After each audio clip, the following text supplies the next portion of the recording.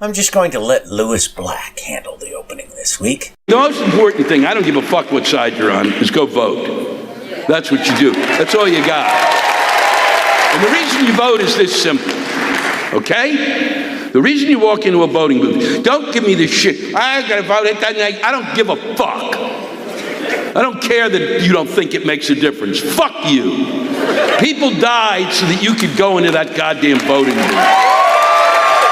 And then maybe eventually, it won't be just Democrats and Republicans. Maybe some other schmucks will show up who actually speak English and can talk to us and say things. Because I'll tell you, the reason you vote, quite simply, is this, for those of you who it's so fucking difficult.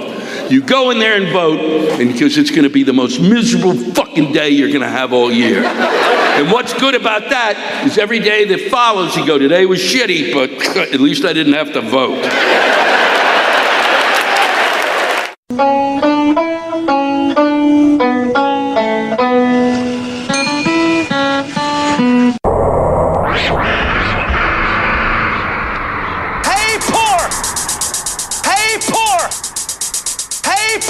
You don't have to be poor anymore. Jesus is here. The loudspeaker spoke up and said, Christianity is stupid.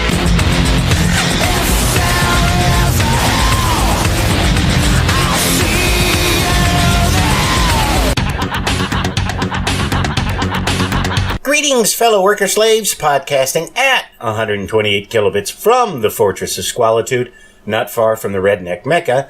This is the Atheist in the Trailer Park podcast. I'm your host, Tucker. Professor Fuzznuts is busy giving himself a bath. Ash is curled up asleep on my bed. Yes, it's a podcast hosted by a guy and his cats. Get over it.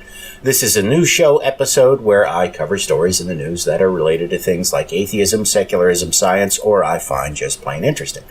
Next episode will be a chapter or two from the Ethiopian Apocrypha. First of all, I want to thank all of you for reaching out to express your sympathies on the death of my nephew. Death is something that's never an easy thing to deal with, especially when it happens to someone so young. And I don't know what all my brother had to deal with while he was out in Denver, but in talking with my mother yesterday, he had to spend over a week out there handling my nephew's affairs. Apparently, there was some debate about giving me my nephew's car, with concerns about all the hassles that this would entail. I let it be known that I was fine with whatever my brother decided to do. I told my mother that he had enough to deal with and that if he preferred to sell the car rather than ship it or drive it here, I was fine with that. The truth is that even though the car is far nicer than anything I could have hoped to afford, I don't want it. I wouldn't be able to drive it without thinking of Andrew and how I came to own the car. It would be different if he had died in an accident or from disease, but with it being a suicide, all I would be able to think about is how his life was cut short by his own hand. And with it being the first of the month, I want to thank everyone who's been supporting the show on Patreon, especially this month. I won't be getting a paycheck next week, so I'm definitely going to be needing that money. I mentioned before that things are going to be rather thin at work until probably February of next year. I know that we'll have the last 2 weeks of the year off, possibly even the first week of next year off as well. It's rumored that we may have the week of Thanksgiving off instead of just a couple of days. Most of that will be unpaid. I'll get holiday pay for things like Thanksgiving, Christmas, and New Year's, but the rest of it is utterly unpaid. Nor can I file for unemployment at that time since I haven't been there as a full-time employee for a year. Ain't right to work state's grand. Although I am more than a little irritated at Patreon right now. Today should have been the day that the money from Patreon hit my account. It's not there. So I go to Patreon's website to pull it up, see what's going on, because their system is not the best when it comes to payouts. They've had problems in the past where there was a hiccup with one of their credit card companies, and that somehow delayed everybody getting their money, even though it only related to credit cards in Europe, not the U.S. Don't ask me the details. So I pull up, count, start poking around, because it's not easy to find your shit when you're trying to get your payout money. There's not an easy button that you click and it says send me my money or here's your account balance or anything like that. You have to dig around for it. So I find it, and I see, oh, your account is on hold. Oh, goody. Why is my account on hold? Is this another one of those things, or is it because there's, one time I had a delay because it was something dealing with like my credit card number or something like that. I forget. And it was not realistic that it should have been delayed, but whatever. Oh, I email back and forth with those guys, and it's, they were really nice, polite, got back to me real quick, and we got everything resolved. But this time, I know it's not that, because Callie Wright has had the same problem. The issue is they say, well, there's been suspicious activity on your account. According to Callie, when you get that flag, that means there has been content of a sexual nature on your podcast. And because of new laws in the EU trying to deal with things like human trafficking, those things automatically get flagged. So, I now have no idea when I'm going to get my money when I really need it. I'm assuming that it was the title of last week's episode that had Dick in it. Never mind that it referred to Philip K. Dick, and nothing involving my podcast could be remotely related to the sex trafficking or much of anything else. But so I have no idea when I'm going to get in my money, and I was really kind of banking on it. As of right now, I have just under $70 in my bank account, and that has to somehow last me until the 15th of this month. Unless I get the Patreon money before then. And who the hell knows how long it's going to be, because, technically they should have started their review at the first of the month, and, well, we're 5 days into it at this point. I don't think I need to explain to you why. This is absurd. So, if somebody could PayPal me some money to tide me over until I get my Patreon payout, which I have no idea when that'll be. I've emailed them and said, hey guys, I'm not a sex trafficker. It's okay. You can give me the money.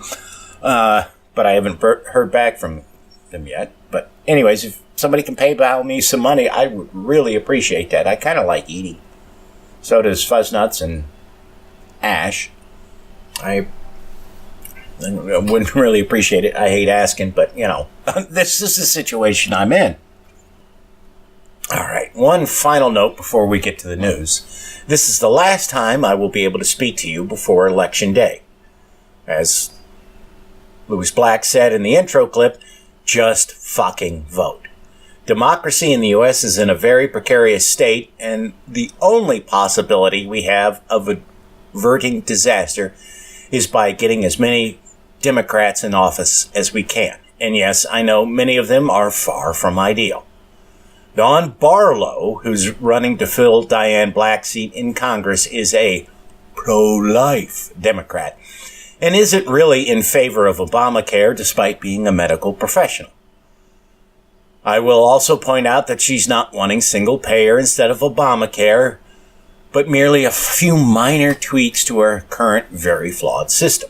I will be voting for her, even if she is, as some of my friends suspect, a Republican who has adopted the Democratic label in hopes of riding the anti-Trump wave to political power. Why?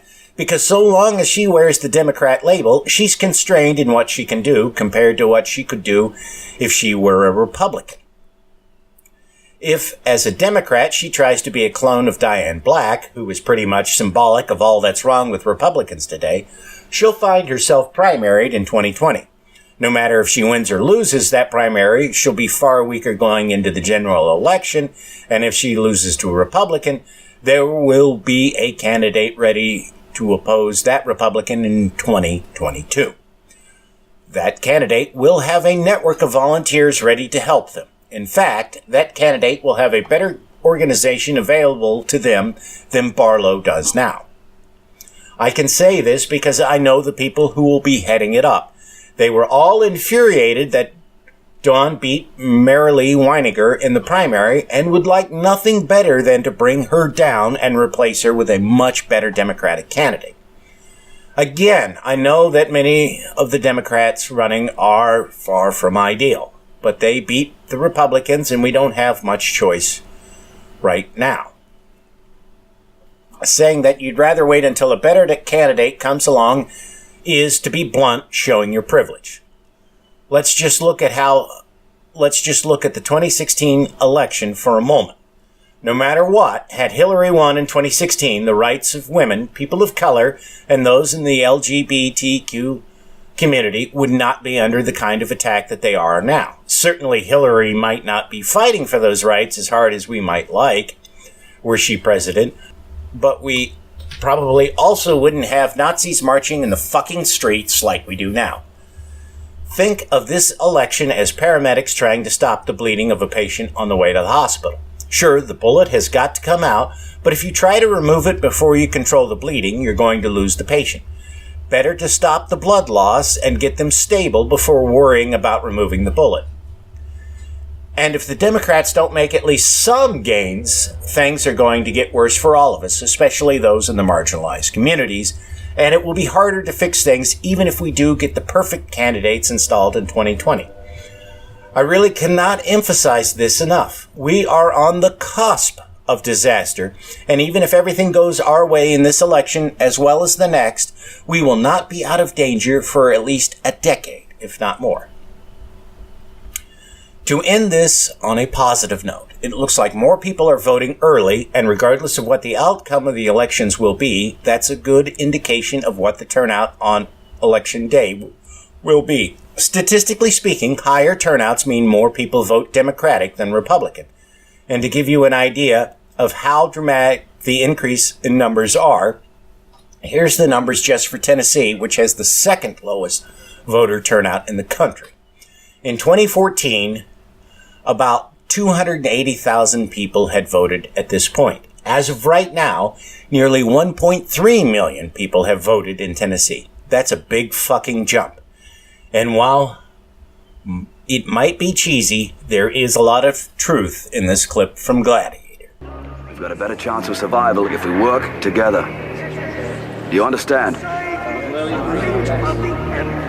If we stay together, we survive. Okay, let's get to the news. All pay heed! The Lord Jehovah, has given unto you these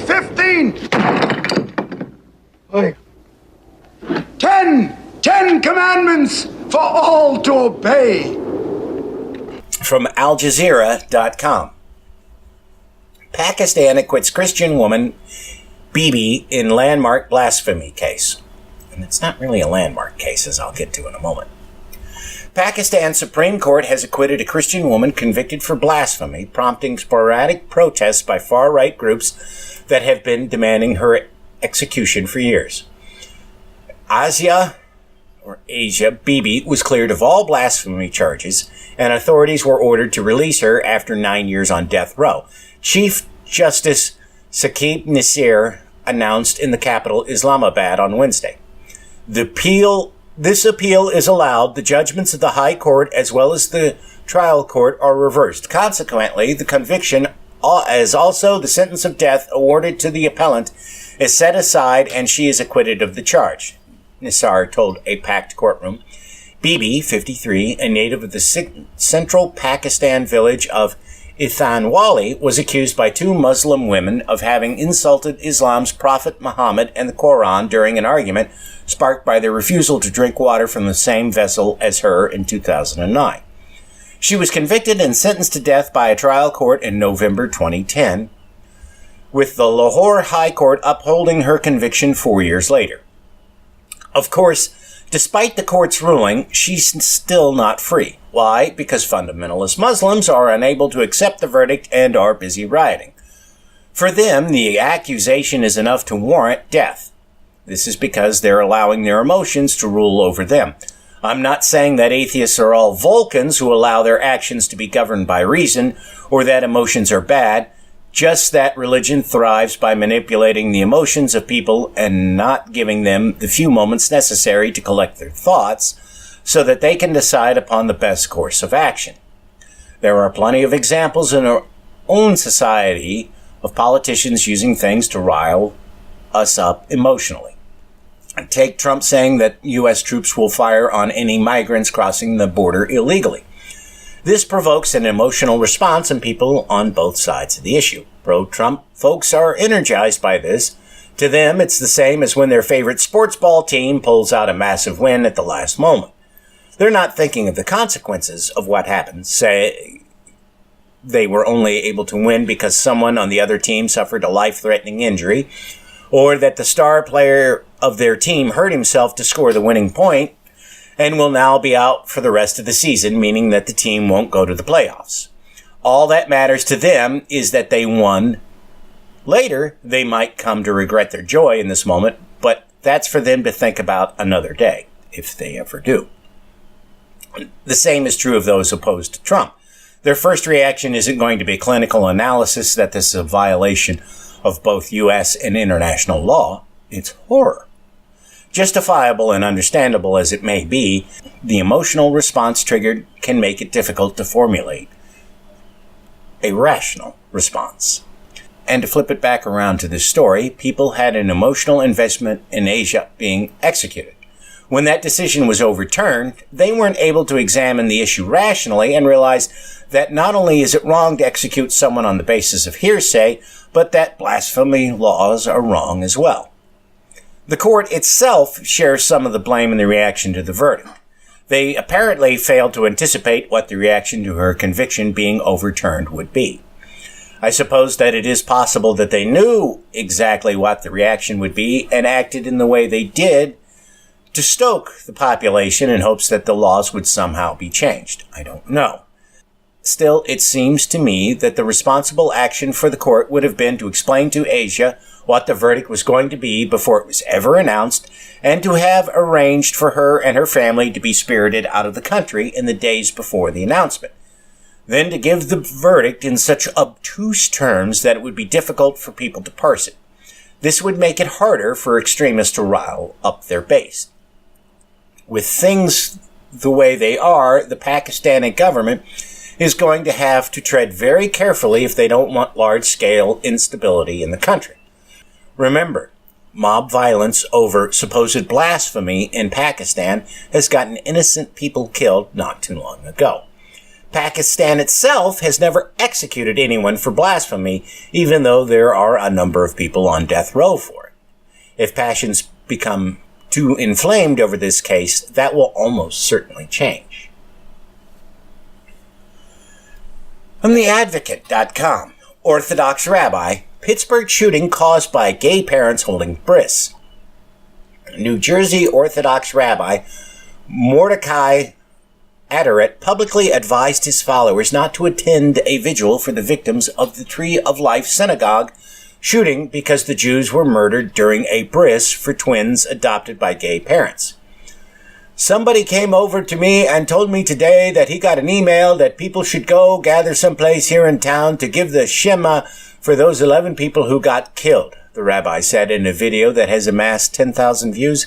And I still said, I heard it's a conservative shul.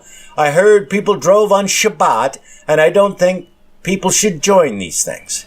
After remarking that Tree of Life was less strict than the sect of Judaism he adheres to, he went on to say his congregants should not attend the vigil because the local synagogue holding it held a similar memorial for those murdered in the mass shooting at Pulse nightclub, which he said was for men to men. That's the same people that invited the people 2 years ago to say Tehillim for those lowlives. Adoret asserted, referring to Paul's victims, whom he called those sinners trash. Tehillim is the Hebrew word for the book of Psalms, which contains some of the most widely recognized phrases from the Torah. That's reason enough not to join these people, said the rabbi. But why all they really deserve to die, according to this asshole, is because the parents of the kids was a gay couple. Nothing wrong with chopping off the end of a baby's dick, no. The real crime is having a pair of loving parents who happen to be a same-sex couple. For those of you wondering how a white supremacist group can make allies with the kind of people that they hate, this is how. All it takes is for a member of the affected group to say that they got what they deserved because the victims weren't Jewish enough or black enough or Asian enough or whatever. Who or what the victims were and why they were gathered together on the day that they were killed shouldn't matter. What should matter is that innocent people were gunned down, but not for this asshole. In his mind, he sees it as justice being served because they were the wrong kind of Jew, and since he's the right kind of Jew, he doesn't ever have to worry about it. Unfortunately for him, and a lot of other people, the rise in anti-Semitic violence and America's gun culture means that almost certainly the kind of people he sees as being the right kind of Jew are going to be killed. Will he then recognize the problem? I don't mean religion, of course. I mean the idea that it's somehow okay for innocent people to be killed if you don't happen to agree with their religion or sexual orientation or other characteristic. I don't know. But there's a non-zero chance that he'll somehow decide that these people also weren't the right kind of Jews and thus their murder was no big deal. One hopes that there's enough of a public outcry now to force him to change his mind or at least to not make those kinds of comments publicly, but I doubt it. As for what happens later, that's anybody's guess. From DublinLive.ie. Satanists buying stolen communion bread on black market and using it for rituals, warns Meath priest. A ghost-busting hermit priest based in Meath has said Holy Communion is being stolen and being used in satanic rituals. Father David Jones, 64, said that Halloween is being hijacked by a dark source who wants to be honored and is urging parents to watch out for the dark side of the festive celebrations. Technically, it's impossible for Halloween to be hijacked from a dark source because it is a dark holiday. To begin with, the Welsh native, who has been living in Duleek for over a decade, says he doesn't want to spoil any child's fun, but hopes that parents will make sure evil doesn't get normalized as they celebrate. Oh, boy. He also said that communion bread is being easily taken from churches and sold on the black market where prices have fallen because of the current ample supply. I guess this idiot doesn't realize that you can order communion bread and wafers from places like Amazon and thus have no need to steal them. Granted, the ones Amazon sells aren't pre-blessed, but I don't think that the ones served in churches are blessed before the service. So, if a Satanist wanted them blessed by a Catholic priest, they'd have to show up for a service, get in line, and palm the wafer instead of eating it before beating a path back to their lair to perform whatever dark ritual they had in mind. And we all know that's absurd because as soon as a Satanist sets foot in a church, they instantly burst into flames. I have to admit that when I saw the story, I thought this has to be Ireland's version of The Onion or something. Nope. It is a legit news source in Ireland, and they are not presenting this piece as a way to point and laugh at the idiot. One hopes that his congregants will see this piece and demand his removal, but considering that Irish Catholics have been content to turn a blind eye to not only child molestation, but murder by officials of the Catholic Church, I'm sure his job is very secure. Do you know what history is, mate? It's layers. The Romans make a layer, the Saxons, the medievals, Georgians, Victorians, your mum, my mum. So we have to take a peek. dailymail.co.uk. Is our image of the ascent of man all wrong? Reconstruction of a 60,000-year-old ribcage using 3D imaging reveals Neanderthals stood straighter than humans. Neanderthals were not hunched-over savages, according to a discovery that could radically alter our image of the ascent of man. Digital reconstruction of a Neanderthal's ribcage has revealed that the primitive hominid had a better posture than modern human, as well as stronger lungs. Far from the knuckle-dragging beasts we thought them to be, the upright walking style of Neanderthals allowed them to walk farther than Homo sapiens. This discovery has added more backing to the growing consensus that our ancient relatives were far more sophisticated than originally thought. Unlike humans, the ribs connected to the spine in an inward direction, forcing the chest out. This made them tilt slightly backwards with little of the forward curvature of the lower or lumbar vertical column that is unique to humans. Anthropologist Dr. Marcus Bastier of the National Museum of Natural History, Madrid, said, "The differences between a Neanderthal and a modern human thorax are striking. The thorax includes the rib cage and upper spine, which forms a cavity to house the heart and the lungs." I find this fascinating because when I was growing up, Neanderthals were seen as ignorant brutes incapable of speaking, who may have wielded a club and worn animal skins, but were far inferior to us. Turns out that this is completely wrong. Everything we know about them seems to indicate that Neanderthals were basically our equals in every respect. The one significant difference between us and them, it appears, is that they were incapable of forming tight social groups as large as our ancestors were, and that this might have played a role in their extinction. While we don't know why they went extinct yet, the leading hypotheses are that either we outcompeted them, in other words, when we showed up, we were so much better at organizing and hunting that we essentially deprived them of their food supply, or that they were incapable of adapting to a changing climate. I suspect that we'll discover it was most likely a combination of factors which led to them dying out. In reading this article, I'm reminded of two things. The first is that a couple of years ago, I decided to rewatch the original Cosmos series with Carl Sagan. I'd watched it when it first ran on TV and in reruns a few years after that. But I hadn't rewatched any of it since I'd graduated high school, mumbly years ago. In one of those episodes, Sagan mentions that we have no idea why the dinosaurs died out. This floored me, because I'd forgotten that it had been a mystery for so long. I then remembered that what would have had to have been shortly after the series first aired, there was a program on PBS about how some scientists had theorized it was an asteroid strike which had wiped the dinosaurs out. Their candidate for where the asteroid hit, however, was not the Yucatan, as is now the prevailing theory, but Iceland. There must not have been anything to watch on broadcast TV that night, because I can remember a bunch of us in class the next day talking with our teacher about it. She hadn't seen the program, and this would have been when I was in the 6th grade, roughly 1981. We also now know that the dinosaurs were already on their way out when the asteroid hit, and it changed conditions just enough that they soon went extinct, except for the birds.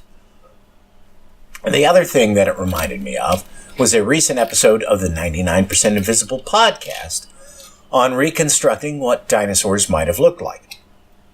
I'll have a link to the episode in the show notes. It talks about the difficulty in figuring out what dinosaurs might have looked like based on just their fossils. One of the paleontologists they talk to says that if all we knew about elephants came from fossil remains, we probably wouldn't know anything about their trunks, since they're composed entirely of soft tissue. Now, I'm not saying that Neanderthals had trunks or anything like that, and I'm sure that if they had any really weird physical characteristics, we'd have been able to figure that out since we've managed to sequence their DNA. But just how much of our knowledge is being upended by people throwing out preconceived notions and looking at the bones in a new light, and how similar it is to the revolution which happened in the recent past with dinosaur bones. From LiveScience.com. This 4,500-year-old ramp contraption may have been used to build Egypt's Great Pyramid. Archaeologists have long wondered exactly how the ancient Egyptians constructed the world's biggest pyramid, the Great Pyramid. Now they may have discovered the system used to haul massive stone blocks into place some 4,500 years ago. They discovered the remains of this system at the site of Hatnub, an ancient quarry in the eastern desert of Egypt.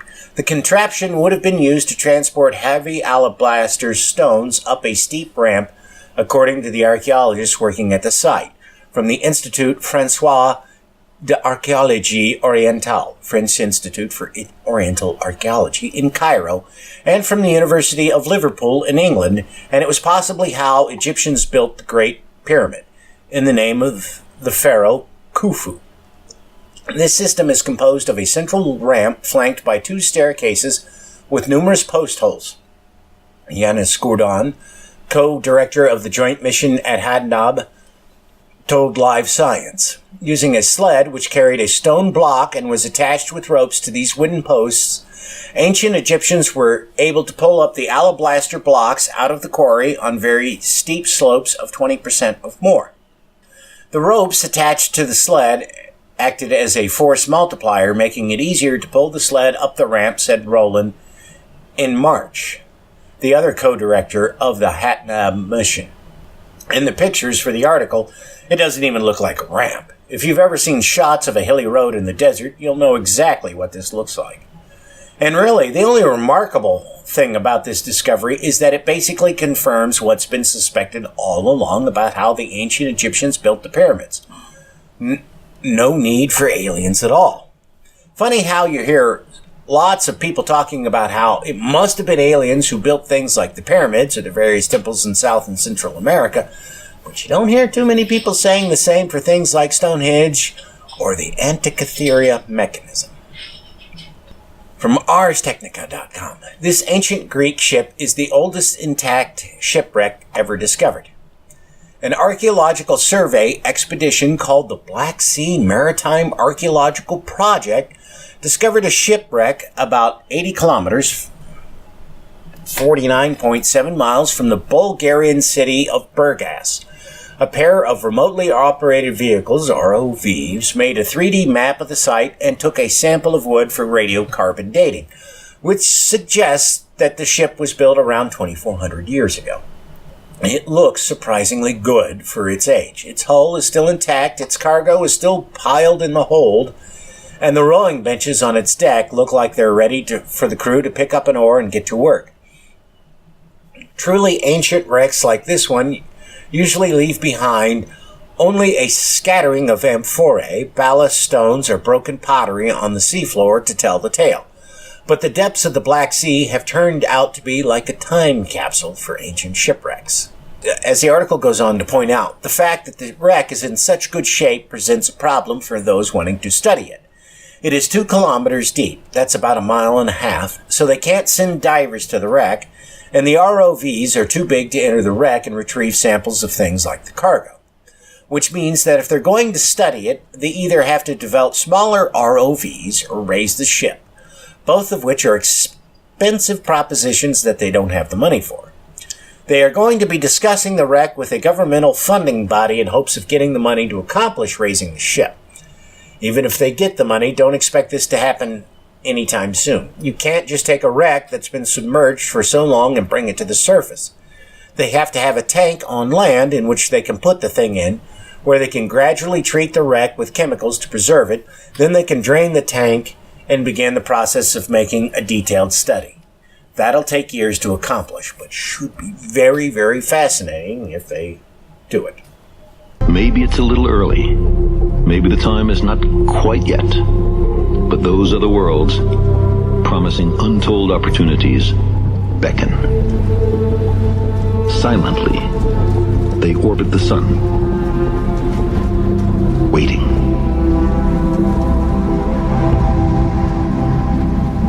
From TheVerge.com, the Kepler Space Telescope is dead. This afternoon, NASA officially bid farewell to the Kepler Space Telescope, a pioneering spacecraft that helped discover thousands of planets beyond our solar system. After years of service that extended beyond its initial 4-year mission, the spacecraft finally ran out of fuel. engineers realized that Kepler was almost out of fuel earlier this summer. At the time, they put it in safe mode for a brief time to focus on getting the scientific data that Kepler had already collected safely back to Earth. They managed to turn it on and collect more data, but they knew at the time that the spacecraft was nearing its end. Kepler launched with enough fuel on board to last for more than 6 years. It lasted 9. We filled it up with fuel to let it go as long as it could, says Charlie Sobek, project system engineer for the Kepler spacecraft. Now, without fuel, NASA decided to officially retire the spacecraft. It's currently in safe orbit far from Earth. This week or next, the engineers will send a command to the spacecraft that will turn off its transmitter and other instruments, leaving it silent and drifting in its orbit. As far as missions go, this one was hugely successful, despite the fact that it had a number of problems. Kepler has discovered nearly 3,000 exoplanets and located a number of stars which might also have planets. While I understand that the end is near for it, I don't get why they shut the radio off now. I would think that they'd still be interested in whatever data it could gather between now and when it burns up in a few months. I'd also think that the data it could send back while it was burning up could be useful in spacecraft design. The only reason I can figure that they decided to kill it is that they need all the radio time for other projects. The communications network NASA uses for its space probes is called the Deep Space Network, and I know that in the recent past they've had trouble finding time to get data down from their probes. More probes want to send data than they have equipment capable of processing the data, so it has to sit in the probe until they have some free time. If the probe dies before it can transmit that data, you're screwed. It would be nice if NASA got enough funding that they could upgrade and enlarge the network, but I don't see that happening anytime soon. From Gizmodo.com, telescope drama could thwart the hunt for extraterrestrial life.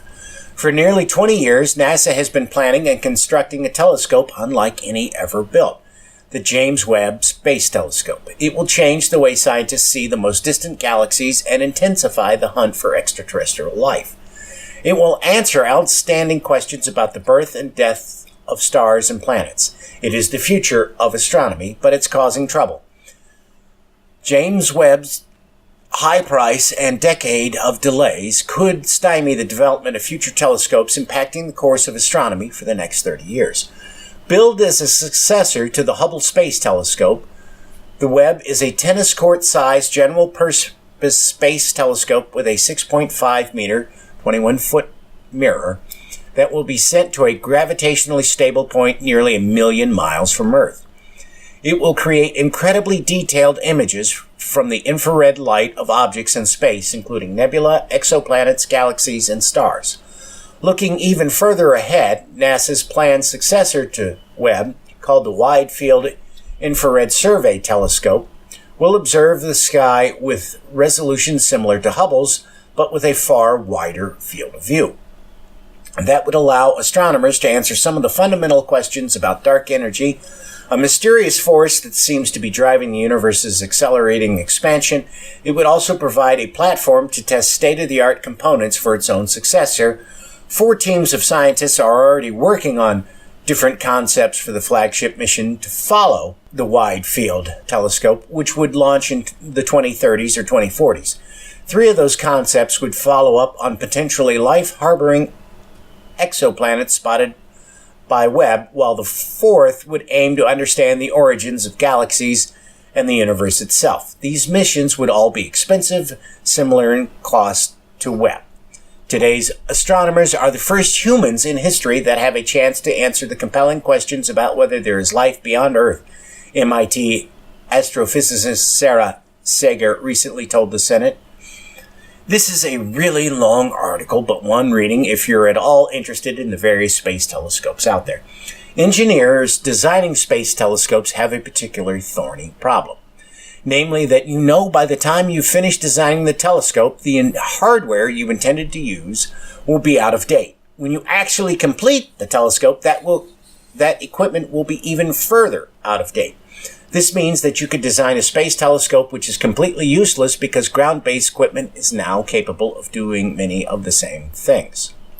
That sort of happened with the Hubble. By the time it went up, thanks to adaptive optics, there were ground-based telescopes which had almost the same capabilities that the Hubble did. Where Hubble was better than them, and not something that ground-based ones could hope to duplicate, is that Hubble had a wider field of view than they did. It also never had to worry about things like cloud cover. With the James Webb being delayed and costing so much, engineers are having to rethink the designs for telescopes which will come after it. They don't know how much money they'll have, nor do they know when they'll be able to launch it. Additionally, there's the problem if the launch for the Webb goes wrong and the telescope doesn't work. Hubble isn't going to be around much longer, and it's iffy right now if the Webb will make it up there before Hubble dies.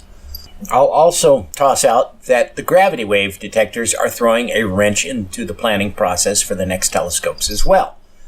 You see, if you gave the telescope designers unlimited resources to design the ultimate telescope, they wouldn't be able to look back as far in time as future gravity wave detectors will. That's because for something like the first few 100 million years of the universe, it was too hot for photons to form, so there's nothing we can look at. With a gravity wave detector of the right strength, however, we could look back to within a few milliseconds of the birth of the universe. That's kind of a big deal from a scientific standpoint. If you know your optical telescope is going to be delayed to the point where technology will have advanced enough that you can build the kind of giant gravity wave detector needed to study the origins of the universe, do you really want to spend the money on the optical scope instead of the gravity wave detector? You can't have both. And it's a hard choice. Rawstory.com. Harvard astrophysicists think a mysterious interstellar object could have been built by aliens. Scientists and stargazers alike were transfixed last year when Oumuamua, the first object known to come from outside our solar system, passed close by our sun. Astrophysicists had long believed it was possible for such objects to exist, but none had ever been observed before. But something strange happened. As Oumuamua passed by the sun, it accelerated, speeding up in a way that we wouldn't expect if it were simply being driven by the force of gravity. A new paper from Harvard astrophysicists Shumio Bialy and Abraham Loeb offers a startling hypothesis. It could have been an alien artifact, an actual piece of technology from an interstellar civilization. This isn't just baseless speculation either. The authors of the paper started with a simple idea. What if pressure from the sun's radiation caused the unexpected acceleration Oumuamua existed? Seems reasonable enough. But for the sun's radiation to cause the acceleration that scientists observed, Oumuamua would have had to be a very strange shape. Paul Gilster, a blogger on peer-reviewed astronomy research, explained.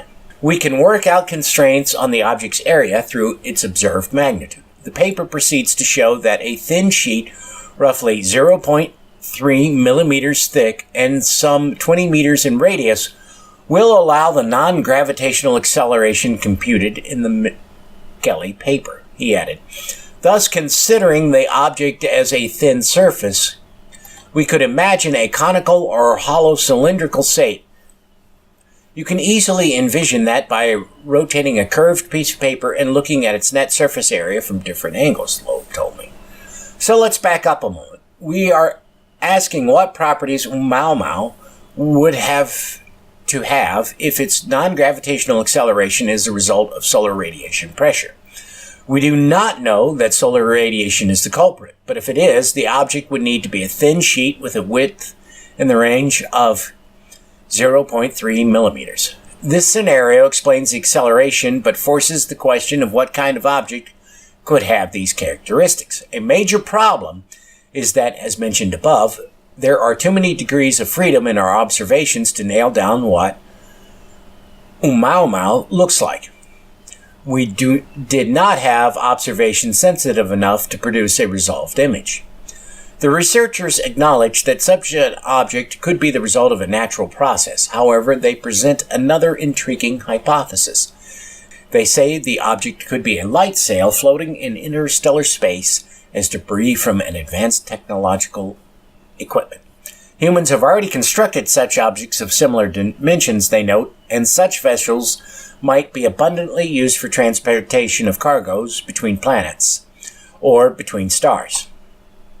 In other words, it could be similar to debris from shipwrecks floating in the ocean.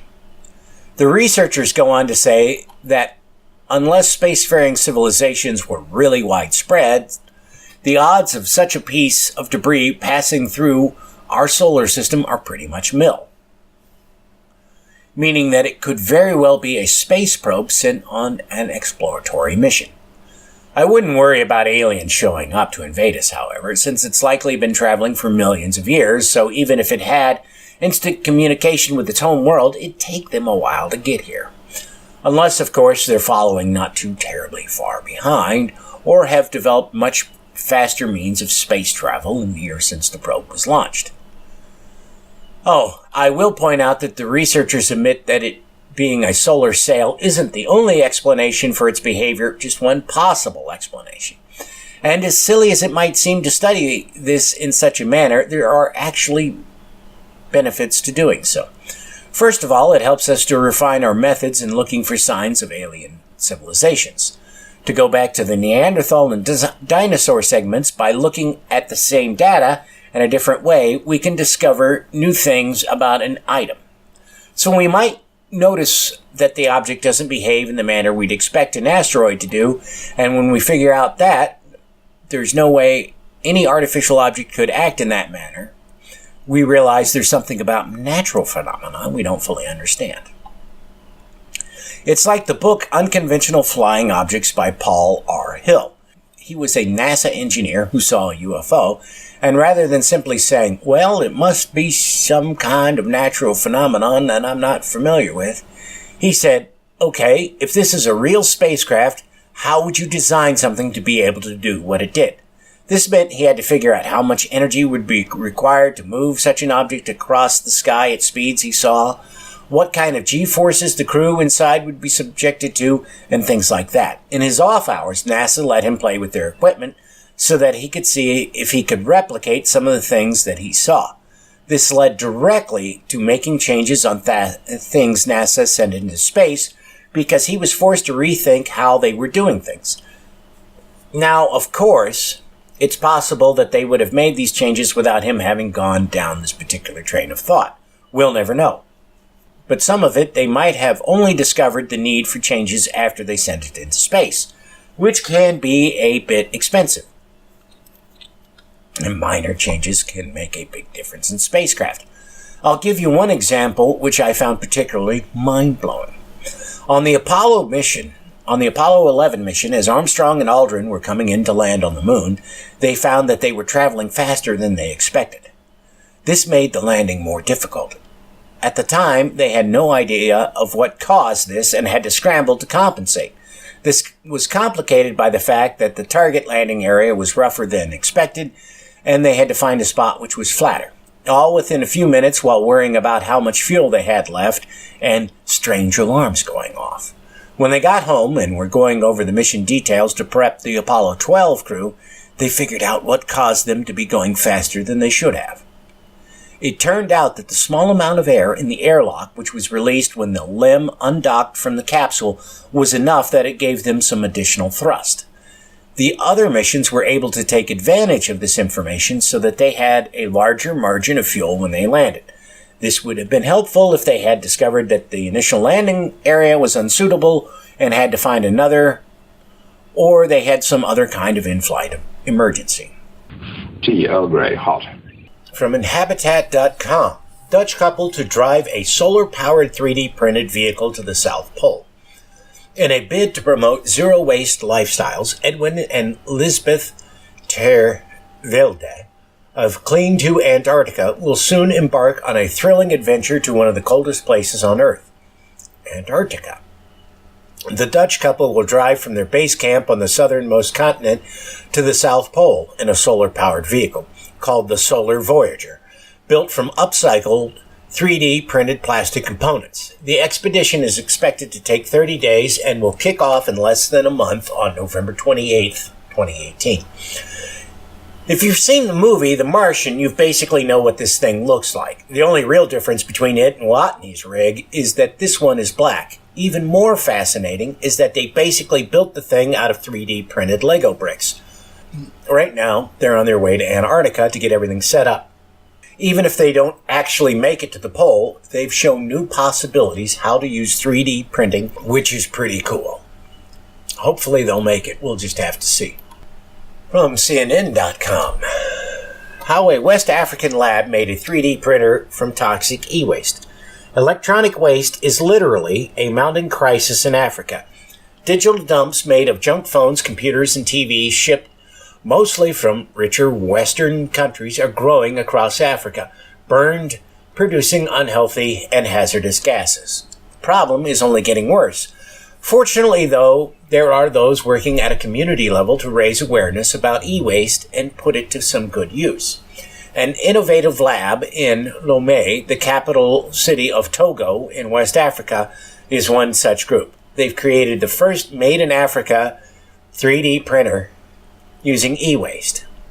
WoLab, a community tech hub established by architect Saname Kofi Agbadoune. I'm not even going to try to finish pronouncing that last name. I can't. Made the machine using little more than scrap printers, computers, and scanners. The idea was born after he purchased a 3D printer for the lab. Upon seeing this, the young innovators based at the workshop decided to build their own. We wanted to see how we could build a new one, but with our own resources, he tells CNN. In 2013, after a year of collaborative work, they had produced the first 3D printer. Now they have 20 finished products, and other labs in Africa are following suit. And while it might seem silly for them to build 3D printers, there's actually a number of good reasons to do so. One of which, as the article talks about later on, and I've mentioned on the show in the past, are low-cost prosthetic arms or limbs for amputees. Another is that it recycles e-waste in a non-hazardous manner compared to how it's currently done now. Namely, they set the stuff on fire and then dig through the ashes looking for metal. This means they're exposed to all kinds of hazardous chemicals and ruining the local environment. What I really wish someone would do is put up an online wiki where somebody can punch in the model number of a printer or other piece of electronic gear that they have, and they'd get a listing of projects that they can make using the components from the device along with the instructions for how to do so. That would make it a hell of a lot easier for people to recycle things. I probably have half a dozen inkjet printers laying around here, and I know that they can be turned into 3D printers, but I don't know how to do it or how to write the software needed to control the printers. I know that you can convert an inkjet printer into a 3D printer, as I've seen articles about researchers who've done it, but they don't give any information as to the model or the software that they used. If I ever get crazy billionaire money, it's on my list of things to do. That was the most offensive science report I've ever heard. How could you do such a thing? Beavis helped me. From phys.org, giant flightless birds were nocturnal and possibly blind. If you encountered an elephant bird today, it would be hard to miss. Measuring in at over 10 feet tall, the extinct avian is the largest bird known to science. However, while you looked up in awe, it's likely that the big bird would not be looking back. According to brain reconstruction research led by the University of Texas at Austin, the part of the elephant bird brain that processed vision was a tiny trait that indicates they were nocturnal and possibly blind. The findings were published October 30th in the Journal of the Proceedings of the Royal Society. A nocturnal lifestyle is a trait shared by the elephant bird's closest relative, the kiwi, a practically blind, chicken-sized denizen of New Zealand, and a clue that is helping scientists learn more about the elephant's bird behavior and habitat, said Christopher Torres, a PhD candidate who led the research. Studying brain shape is a really useful way of connecting ecology, the relationship between the bird and the environment, and anatomy, Torres said. Discoveries like these give us tremendous insights into the lives of these bizarre and poorly understood birds. Julia Clark, a professor at the UT Jackson School of Geosciences and Torres, PhD advisor, co-authored the study. Torres is a student in UT's Department of Integrative Biology in the College of Natural Sciences. The elephant birds were large, flightless, and lived in what is now Madagascar until a mixture of habitat loss and potential human meddling led to their demise between 500 and 1,000 years ago. Wow. So potentially, humans lived alongside and even hunted elephant birds for thousands of years, Torres says. But we still know practically nothing about their lives. We don't even know exactly when or why they went extinct. And here we have another story about how looking at something in a new light reveals jaw-dropping information. Not only do we now know that these birds were nocturnal, we also know where their preferred habitats on the island were. They studied the skulls of two different species of elephant birds, a large one and a smaller one. In the large one, not only did they discover that it was basically blind, but it had a keen sense of smell. That means it probably would have lived in tropical forests and relied on its sense of smell to find food. The smaller one had slightly better vision and a less developed sense of smell, so it would have been active at dawn and dusk, most likely in grasslands. What either one of them would have eaten is still a mystery, however, though by knowing the kind of environment they preferred, we might be able to figure out something about their diet. From Gizmodo.com. An iceberg 5 times the size of Manhattan just popped off West Antarctica. While the internet was obsessing over that rectangular iceberg, some more disconcerting icy behavior went down on the other side of the Antarctic. The Pine Island Glacier has been breaking off monstrous icebergs over the past 5 years, presenting a worrying sign that the West Antarctic is destabilizing. The latest occurred this weekend. Satellite imagery shows an iceberg roughly 115 square miles, 5 times the size of Manhattan, breaking off the front of the glacier. In comparison, TU Delft remote sensing expert Steph Lehermit told Earther the tabular iceberg of viral internet fame is likely less than 1 square mile. Wake up, sheeple. What is mostly remarkable about this event is that the frequency of calving seems to increase. Lehermit said about the big boy berg that broke off Pine Island Glacier. In the 2000s, so-called iceberg calving events of this magnitude used to occur roughly every 5 years. But since 2013, there have been 4 calving events, including one last year. According to the article, that rectangular iceberg isn't even all that uncommon. There's apparently a couple of others floating out there right now that look pretty much the same. And the uptick in the calving isn't the most worrying thing, as this next story illustrates. TheWashingtonPost.com. Startling new research finds large buildup of heat in the oceans, suggesting a faster rate of global warming. The world's oceans have been soaking up far more excess heat in recent decades than scientists realize, suggesting that Earth could be set to warm even faster than predicted in the years ahead, according to new research published Wednesday. Over the past quarter century, Earth's oceans have retained 60% more heat each year than scientists had previously thought, said Laurie Risplandi, a geoscientist at Princeton University who led the startling study published Wednesday in the journal Nature. The difference represents an enormous amount of additional energy originating from the sun and trapped by Earth's atmosphere. The yearly amount representing more than 8 times the world's annual energy consumption. In the scientific realm, the new findings help resolve long-running doubts about the rate of warming of the oceans before 2007, when reliable measurements from devices called Argo floats were put to use worldwide.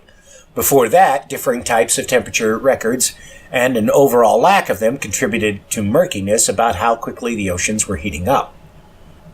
Let me put what all this means in very simple terms. We're fucked.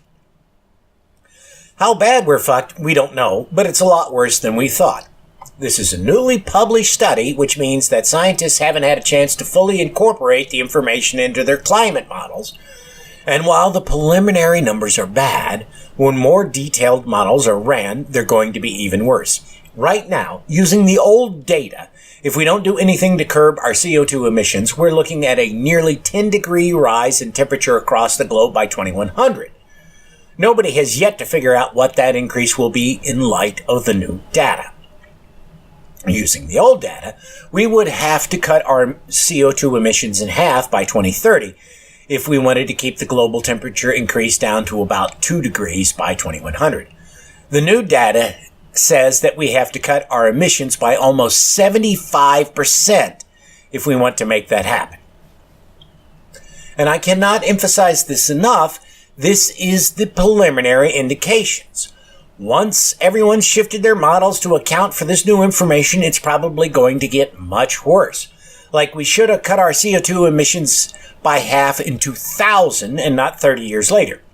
What I think we're going to find out soon, and what I've been saying for years now, is that our only hope is going to be in carbon negative or carbon sequestration technologies. In other words, even if every nation in the world embarks on a crash program to get us off of fossil fuels by 2030, what will save our bacon is finding ways to suck the CO2 out of the air and lock it in the ground so that it doesn't get released again.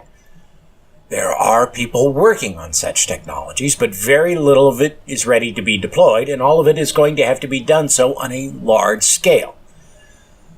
The real question is, are those in power willing to put forth the effort needed to save us and our civilization? I've said it before, and I'll say it again. Democracy simply doesn't work. Gizmodo.com. The Amazon rainforest faces genocide under Brazil's new far-right president. It is not hyperbole to wonder if the outcome of Sunday's presidential election in Brazil is a planetary game over when it comes to climate change. Proto-fascist Jair Bolsonaro handily won the presidency on Sunday on a platform of xenophobia, homophobia, and a promise to silence political dissidents. It's a dark day for the world's 9th biggest economy and the 47 million Brazilians who didn't vote for Bolsonaro or subscribe to his views. But his plans for the Amazon are what will reverberate far beyond the country's borders and well into the future. Bolsonaro wants to massacre our diversity, sexual, gender, cultural, racial, and biological. Felipe Milans, a humanities and political ecology expert at Brazil's Universidade Federal da Bahia, told Earther. It means turning the Amazon into a huge soy field and killing all the diversity. The Washington Post reports that Bolsonaro has a plan to privatize vast swaths of the forest, turning it over to agribusiness and mining. In addition, he would like to expand hydropower and nuclear power in the region, and has indicated he will not let outside environmental groups have much sway over conservation. He also said he would like to pull Brazil out of the Paris Agreement, meaning 2 of the world's 6 largest carbon emitters will have potentially turned their back on international climate action. The Amazon, of course, is known as the lungs of the earth, and we kind of need it. And here we get into the tricky politics of climate change in ways that this article doesn't mention. Brazil has the 2nd largest oil reserves in South America. Because of the fluctuating price of oil in recent years, their economy has been on a bit of a roller coaster. A previous government had banked heavily on oil revenues continuing at the same rate. When oil prices collapsed, it wrecked the economy and directly led to the situation we have now. Given that this asshat is a fascist, it's safe to say that he's not going to be undertaking steps to wean Brazil off an economy which is heavily dependent upon oil reserves. And if the rest of the planet gets their act together, this means that there's going to be a raging pile of instability in South America's largest country.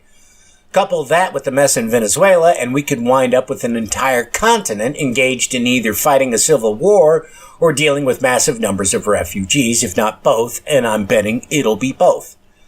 Right now, the U.S. still holds a large amount of sway over that region, but it's rapidly changing with Chinese influence growing as Adolf Hitler busies himself with inciting racial hatred here in the U.S. In theory, it should be possible for the rest of the world to mitigate Bolsonaro's stupidity, but that doesn't seem likely. when the election results were announced, the CBC, the Canadian government's news service, published articles on potential investment opportunities if Bolsonaro goes through with his plans to deregulate and allow greater exploitation of the Amazon. Canadians are supposed to be smarter than this. It appears not to be the case. One more bit before we get to the next story. What's hinted at, but not really discussed in it, is why Bolsonaro wants to turn a bunch of the Amazon into farmland so that they can grow soybeans. Since we've gotten into our little trade war with China, they've started buying soybeans from other countries like Brazil. So if we don't end this trade war soon, American farmers won't be able to sell their crops to the Chinese, who are the largest buyer of soybeans, because the Chinese will have cozied up to the Brazilians. From KHQ.com. Spokane Valley representative under scrutiny for leaked manifesto. Just 1 week until the midterm election, and a Spokane Valley representative up for a re-election finds himself under federal scrutiny after a manifesto distributed by him was leaked to the public. The 4-page document, titled Biblical Basis for War, was originally reported by the Spokesman Review. It's a radical Christian call to arms outlining 14 steps for seizing power and what to do afterward in explicit detail. It calls for an end to abortions and an end to same-sex marriage. And if enemies do not yield and everyone obey biblical law, all males will be killed. We've reached out to Shia multiple times to ask him about this manifesto, contacting him on Facebook, calling his legislative offices in both Olympia and Spokane Valley, as well as his Spokane Valley law firm. He has not returned our calls, but his legislative aide did say our messages were being passed along to Rep. Shia. He did, however, post a video on Facebook earlier this month. In it, Shia admits to distributing the document but calls it a summary of a series of sermons in the Old Testament or just war theory philosophy. Are you familiar with The Handmaid's Tale? That's this guy's dream. I know that a lot of people like to say that no matter how bad Christian extremists are, they're nowhere near as bad as Muslim extremists. This guy and his manifesto should put paid to that notion. And the pattern is, with assholes like this, that once it becomes obvious what they're doing isn't bringing about the desired results, they double down on the J-bus, claiming that the problem is people just haven't been J-busing hard enough. So they push for more restrictive things rather than doing the sensible thing and trying something else. Like, science. Thankfully, in the days since this story was published, people have expressed outrage at this guy's ideas. He's also had several of his big-ticket donors demand their money back, which has got to hurt. Hopefully, he'll lose re-election and the FBI investigation into him will turn up enough dirt that he gets to spend a number of years in jail. If not, he's liable to be emboldened by everything and double down on his insanity. On a slightly happier note, I'm going to drop a link to a Twitter thread which deals with a topic that didn't get much coverage in the news, even though it should have. You may remember that a couple of weeks ago, the New York Times published a huge swath of Trump's corporate tax returns, which showed that he was guilty of tax evasion. You might also recall that Trump hand-waved everything away, saying that he had no direct involvement with the aspects that were clearly done to evade taxes. Well, as the reporter who started the Twitter thread shows, that's not the case at all. He found official documents from one of the shell companies which they filed with the city of New York that clearly list Adolf Hitler as being directly involved. So this means that either Trump lied when he said he had no involvement, or it means that his company filed false paperwork with the city, which is a crime. Both the city and state of New York have opened an investigation in response to the New York Times article, and I've got a suspicion that they'll find these documents very helpful in their research. I'm also going to drop a link to a story about how a lawsuit saying that Trump has violated the emoluments clause in the Constitution can go forward. This lawsuit isn't connected to the Mueller investigation, but I'm betting Mueller is going to be very interested in the case since there's certainly going to be discussion about Trump getting financial support from Russia in the hearings. from the HoustonChronicle.com. Voting machine errors changed votes in Cruz O'Rourke race, group says. Some straight-ticket voters have reported that voting machines recorded them selecting the candidate of another party for U.S. Senate, exposing a potential problem with the integrity of the state's high-profile contest between U.S. Senator Ted Cruz and Congressman Beto O'Rourke, and leading good government groups to sound the alarm. Several Democratic voters, for example, have complained the voting system indicated that they were about to cast a vote for Cruz, a Republican, instead of Democrat O'Rourke as they prepared to send it. Some said that they were able to get help from staff at the polling place and change their votes back to what they intended before finalizing their ballots. Most of the 15 to 20 people who have complained to the state so far said that their straight-ticket ballot left their vote for U.S. Senate blank, according to Sam Taylor, communications director for the Secretary of State. A spokesman for the Texas Civil Rights Project said the group has received about half a dozen complaints, mostly of Democratic state ticket voters, whose ballots erroneously included a vote for Cruz, and one Republican straight ticket voter whose ballot tabulated a vote for O'Rourke. The Texas State Election Board is saying that the problem is a glitch and that they're not authorized to fix it. You've got to wonder, if the State Election Board isn't authorized to fix a problem with their voting machines, who is? And let me make clear what they mean by straight ticket vote, since it involves options that other states don't have. What you're supposed to be able to do in Texas is, on the ballot, tick a box, and the machine automatically casts a vote for every member of that particular party.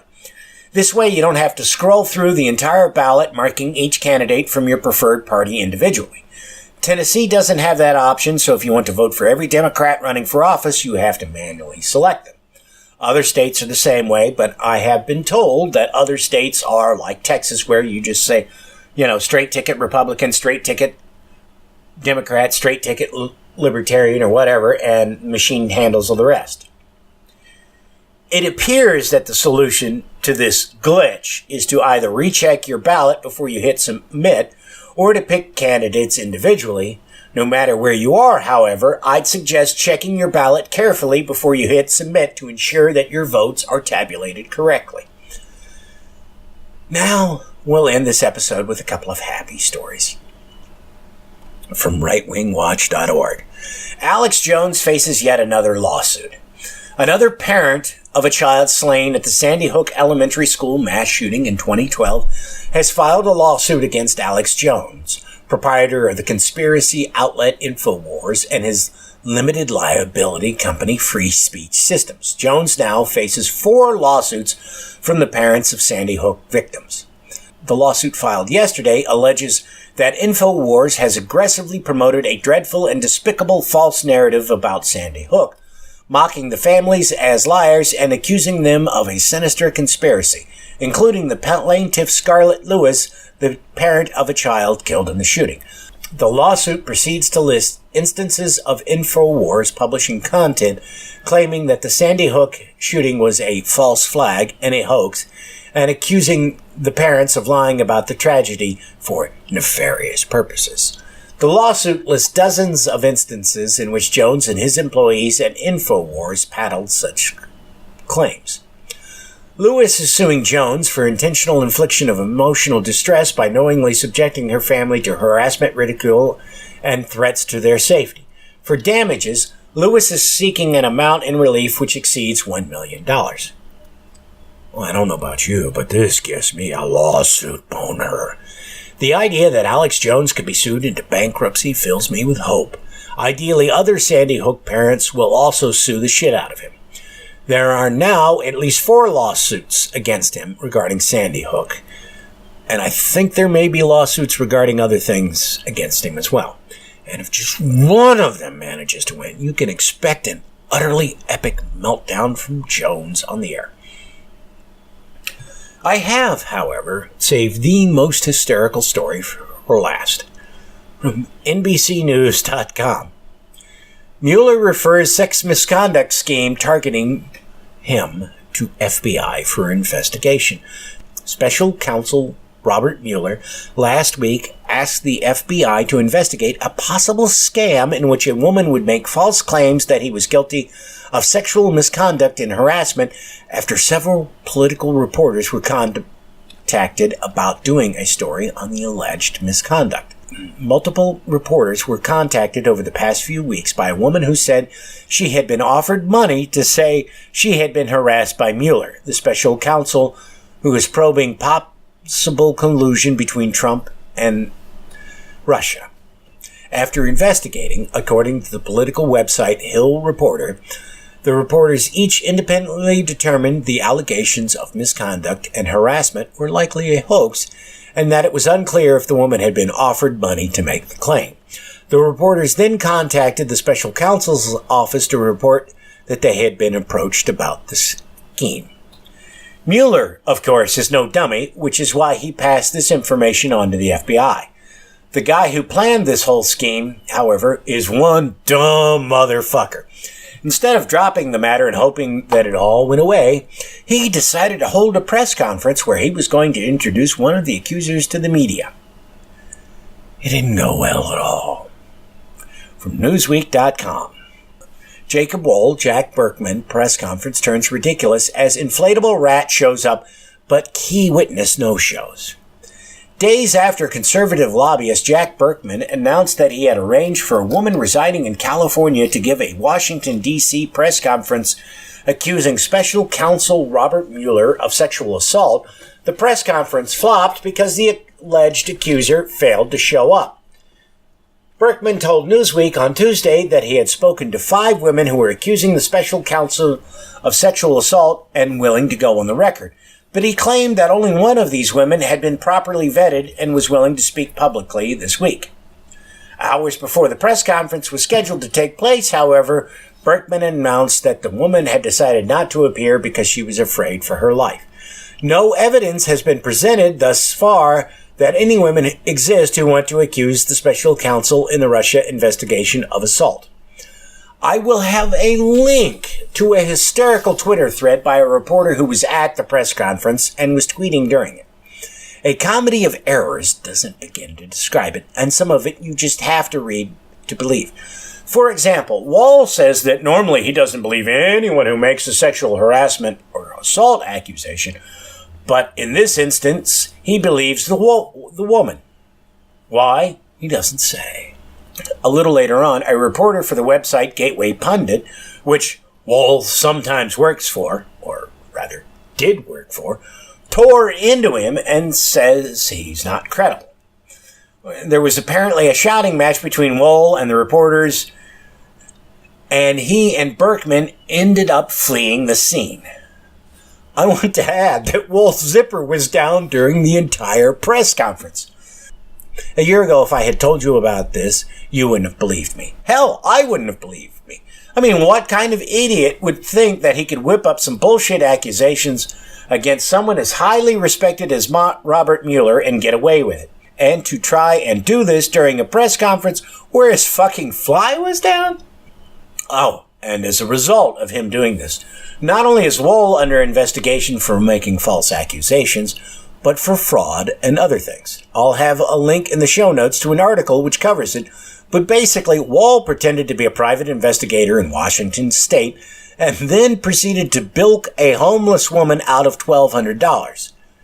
If he hadn't done this, he probably would have gotten away with ripping her off, but once he started this scam, the woman contacted the press with her story. And since some of the meetings Wohl was to have with the woman were to take place in Oregon, this almost certainly means that the FBI is going to be involved due to the fact that it crosses state lines. Really, I can't do justice to how inept this guy was. You just have to read the articles and Twitter's threads to believe it. That's it for this episode of The Atheist in the Trailer Park Podcast. You can subscribe to the show on iTunes, Stitcher, as well as just about anywhere else podcasts can be found. Many of the episodes are also on YouTube. Follow the show on Twitter. @TParkAtheist is the show's Twitter handle. It's on Facebook at facebook.com/trailerparkatheist.com. If you happen to like the podcast, please rate it on iTunes. If you'd like to support the podcast, there's a donate button on the show notes page. You can support it via Patreon at patreon.com/TN Tucker. Thanks for listening. Say goodnight, Fuzz-Nuts. All I know is this violates every canon of respectable broadcasting. Damned cat.